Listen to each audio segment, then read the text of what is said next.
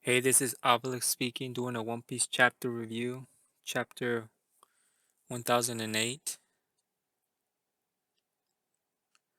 And the chapter is Ashura Doji, the bridge, the Arami Thieves Bridge, Ashura Doji.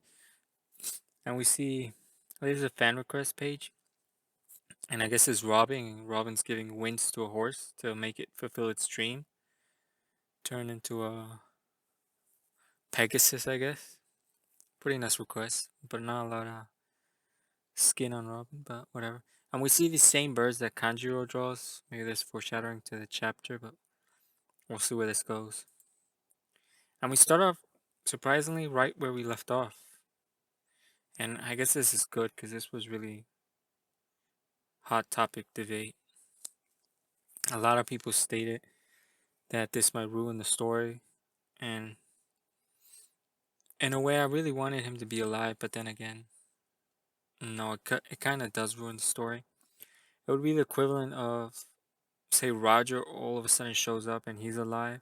Like, that kind of diminishes the story. So I guess he's dead. And he's talking about that he's here because of Kiko's powers.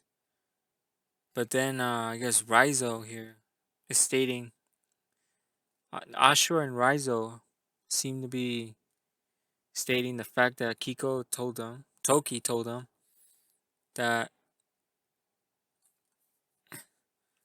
pretty much that, yeah, that she couldn't return to the past. Lady Toki had the power to go into the future, but Lord Odin, yeah, she can't go back in the past. She can only go in the future. And that's where the Odin pulls out his sword and is about to stab Kinemon. But Ashura gets in the way and gets stabbed and slices at the fake Odin. And Ashura gets pierced. And oh, this is looking really bad. And it seems Ashura really wanted him alive too, but it can't be happening. And it turns out it was Kanjuro. Kanjuro is the one who did this. And I don't understand, in terms of, I don't really get it. This is a poor taste.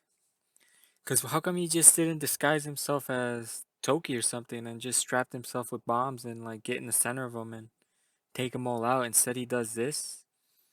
And it appears that Ashur Doji is her bad. Whether he's going to die or live or die, it's unclear. But we get stated here that he's having. He's expending a huge amount of energy, remotely controlling it, controlling this life puppet, Kurozumi Kanjiro, and it's gonna be his final performance. And they state that Lord Momonosuke is in danger.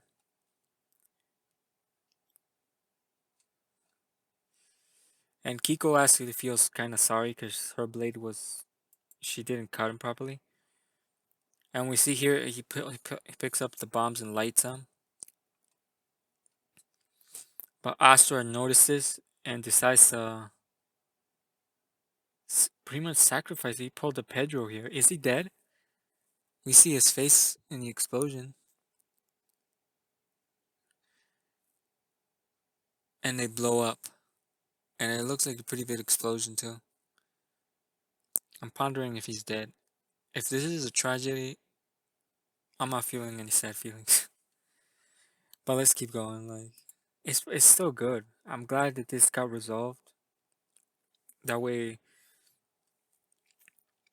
all the controversy can end. And this got resolved. And now we see the blast. And we see Kiko's face. And Kiko's face is pretty devastating here. She's actually, and then it's also her fault too, cause she didn't cut him down properly. And Raizo's face is furious. And Kinemon's face is also extremely. He grabs another sword and dashes. He heads out, and he's furious. Yeah, he says greatest final act of his life. And that's when we see our big boy Jack here. Oh boy, just standing in the way here. And this is good to me. And it seems he defeated all the other minks. This is where Asura Doji says, the dog, Arashiki, says, I'm gonna stay behind and I'm gonna fight this guy. It's gonna be a one-on-one fight.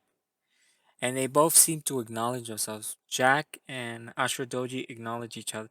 And they throw jabs at each other like there's no poisonous gas. And then Jack is like, well, there's no full moon here. And I guess that pretty much acknowledging they're both pretty injured and they're pretty much on equal footing here. So it's gonna be a tough battle. And then we get the biggest. I think this is bad. I don't like why is this dude alive? And it appears that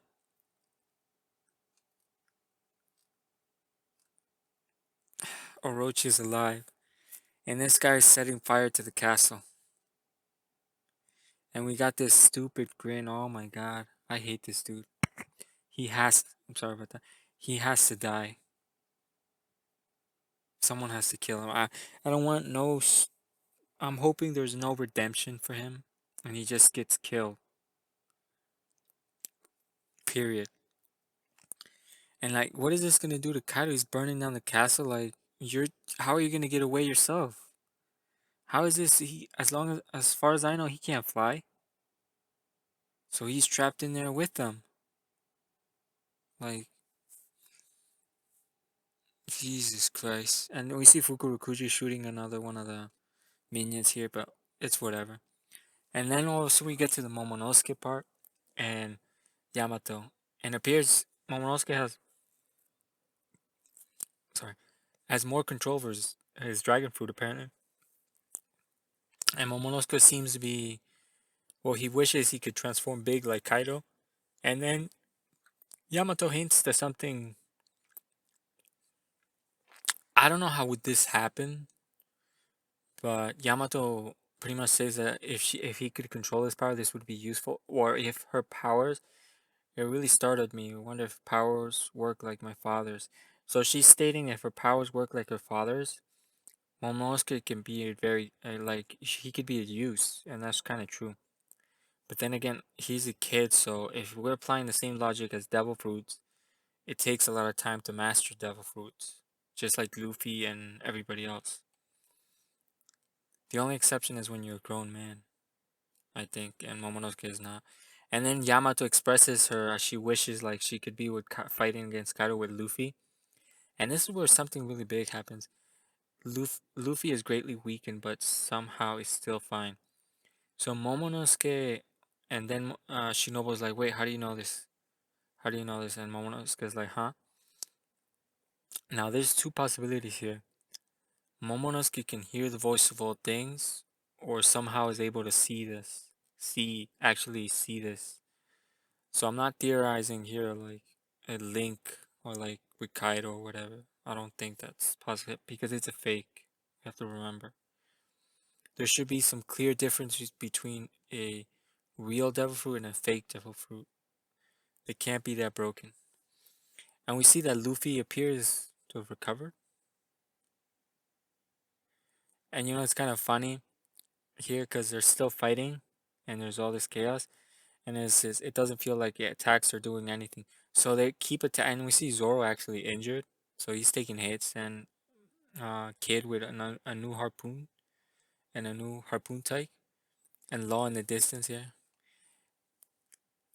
So it seems they seem to be hitting a wall here.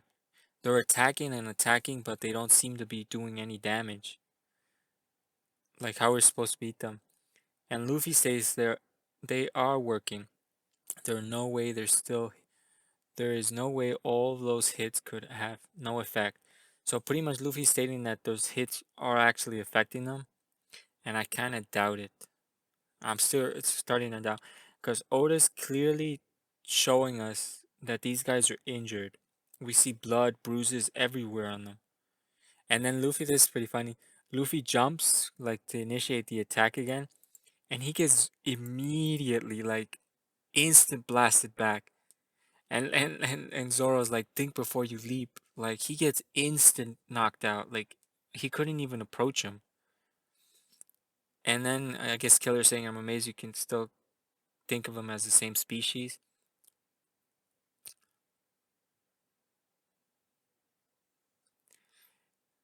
And Luffy's like, oh, we're supposed to lose.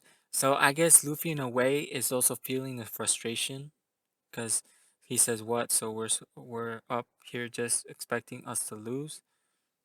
And Zora's like, no, we're thinking how to win. So I guess he's feeling the frustration because he is attacking them and they don't seem to be taking any damage. And then Law says we should peel them apart, like split them up. And Zoro's like, I agree. And then kids like with the two of them side by side is like it just looks like we're in hell. So it's pretty much. It turns out this is what I'm getting out of this. That Kaido and Big Mom have god tier uh, team composition. That's what it looks like. They have god tier team composition. Like they can't even get hit. And we see Kaido and Big Mom, no damage, not a single bruise on him. Kaido's wound already healed, and his hybrid form, I think, is pretty cool. He has dragon type legs, and he has the tail in his chest. He almost in his chest he looks like Luffy in a way, but we see his teeth, and there's hell. It's pretty, but I'm saying no damage. And we see here that suits me fine. I've been to hell and back a few times already. Home, it's home territory. So Luffy yeah, and that's true. Luffy knows hell. Luffy knows pain. That's it. And Kaido seems to be more and more amused with Straw Hat, with especially Luffy. Everyone else like meh to Kaido, I guess. But we finally see, and he says, "That's it, Straw Hat. The light never leaves your eyes, does it?" So Kaido seems to be pleased with this, and that's kind of, I like the dynamic between Luffy and Straw Hat. And we're gonna see where this goes, but there's no break, and I'm hoping for. I wonder if we're gonna pick up with a battle, and then this battle is gonna be how they're gonna separate Big Mom and Kaido. And I still don't see how that's gonna make a difference. Like how how is that gonna make a difference? Doesn't really make a difference. Like, but then we'll see what Oda comes up with. Anyway, this is a good chapter. It progresses, and we got rid of that annoying Odin debacle. But I kind of really wanted him alive because it would have changed the entire course of the arc and possibly the story. That could have been a major, huge, major pull. But in order to pull it off, it's gonna be like shaky ground, really shaky ground. So I guess Oda didn't go that route. But it seems like untasteful to have done it that way. Why not just disguise yourself as of an ally and just attack him in the back? Why do this a lot? And Kanjuro states that it was really taxing for him to do this. So why do that in the first place? I don't get it. Anyway, it doesn't really matter. Thanks for watching. Have a nice day. Peace out.